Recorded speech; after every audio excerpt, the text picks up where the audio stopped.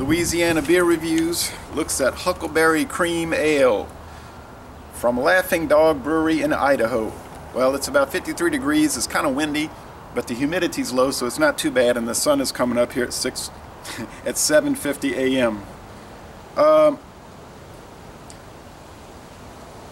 They're talking about how they add huckleberries to this cream ale at the end of the boil.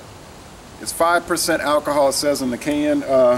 It's interesting though, because their website is saying 5.5%, and it doesn't look like they've updated their website, because they're saying it's available in cans, on draft and in bottles. They don't talk about cans at all. Anyway, I bought this at Martin Wine Cellar in Metairie, Louisiana. They also have locations in Baton Rouge and New Orleans. I went to the one in New Orleans, though it didn't seem to have much of a beer selection. The one I went to in Metairie earlier this week seemed like they've improved their selection. This says, there's a code here that says 6/13/14/1130. Maybe this was made in 2014, I don't know. I'll tell you what's really weird about this. Oh, well, before I tell you that, it's 11.7 IBU, they say. It gets an okay score on Beer Advocate. Rate Beer says 43 out of 100, 77 out of 100 for the style, so not too promising. I'm going to show you that can in it. Here's our bulletin for the crew of Babylon, which was established in 1941, a parade in New Orleans. Babylonian Pantheon, that's their theme this year. So you got all these strange floats. The king, of course, which is Sargon, and then all these, the officers float, the gates of Ishtar, temple of Marduk, the hanging gardens.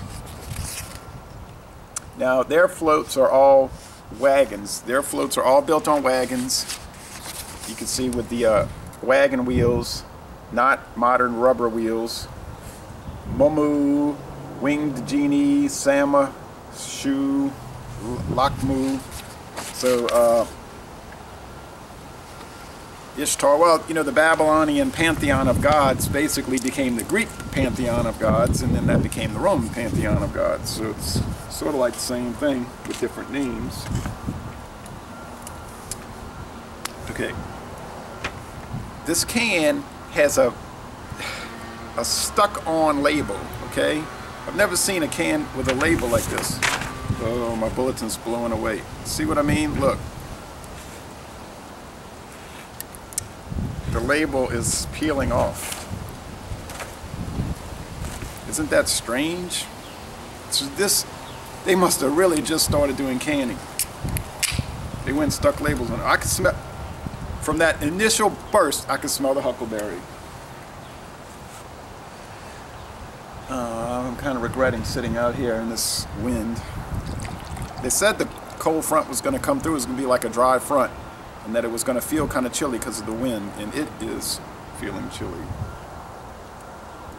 Whether that has sediment, I don't know. Can't see down there. Cream ale, they make a traditional cream ale, this company does, and so they have the Huckleberry cream ale. I was looking for Genesee cream ale at Dornax Sunday, and it was sold out, but maybe they're not going to bring it back. Golden, super hazy, and you could probably see all the chunks. I don't know if that's yeast chunks or huckleberry pieces in there, but it's extremely cloudy. I don't see a bubble anywhere. Oh, well, now I do. Some stray bubbles. Not much of a white head there. Okay. This is a really weird smell. It smells like, I don't know if I'm going to be able to describe this beer. It's acidic and maybe some breadiness, and like the seeds of something, like of strawberry seeds, not sweetness, like weeds in the woods, like if you pulled some and smelled it. Maybe some wax paper.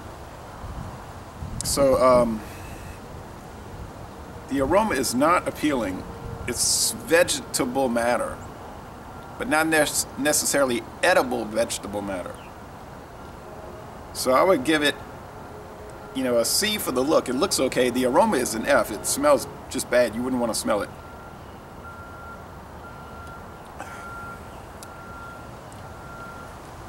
The flavor is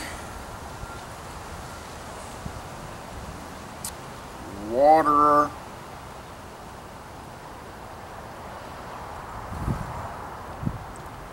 maybe some grain, acidity,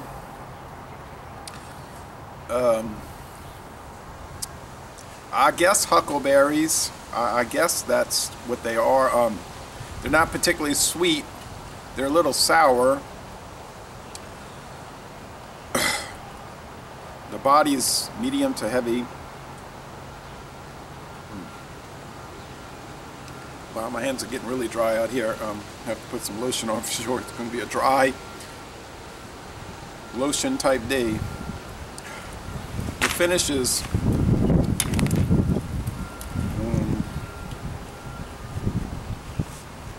wet.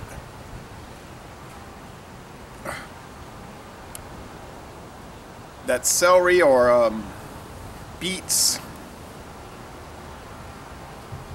maybe turnips. Yeah, like turnips aroma.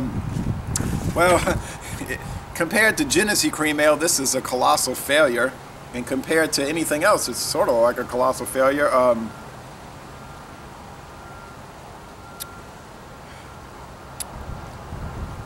The beer me saying excellent. I don't know.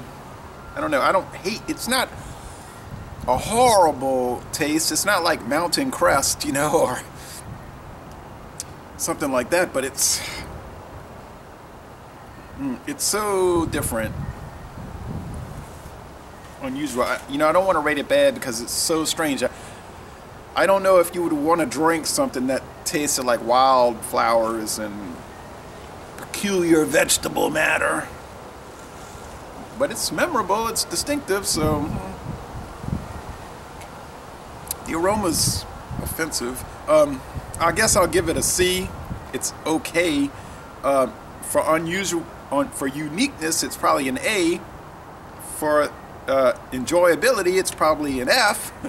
I'll finish it, but I can't recommend this train wreck of a beer, so you never know until you try it, right? So I'm not even going to say that. So I'm going to say something like, let's try to get through this.